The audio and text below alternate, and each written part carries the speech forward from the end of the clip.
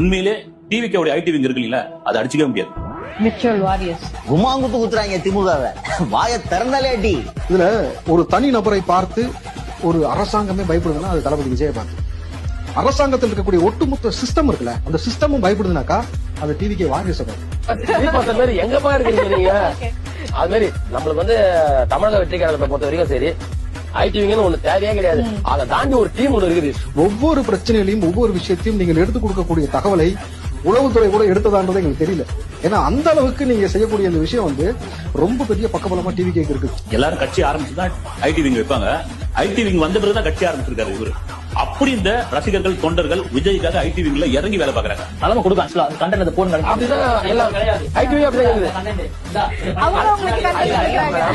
இங்க ஒரு விஷயத்த தளபதி பத்தி ஒருத்தன் பேசிட்டா அவன் எங்க இருக்கிறா பாவம் ஏடா பேசணும் அதுக்கப்புறம் வருத்தப்பட்டு இருப்பான். தளபதி தனிநபர் தானே, அவர் வீழ்த்தையெல்லாம் நினைச்சாங்கல்ல, நாங்கெல்லாம் இருக்கிறோம்டா, எப்படி நாங்கெல்லாம் இருக்கிறோம்டா அப்படின்றத நீங்க எப்படி காட்டணும்னா, அந்த வாரியர்ஸ் நீங்க இருக்கிற வரைக்கும் தளபதியோட கெண்டக்காலு அதை கூட புடுங்க முடியும்.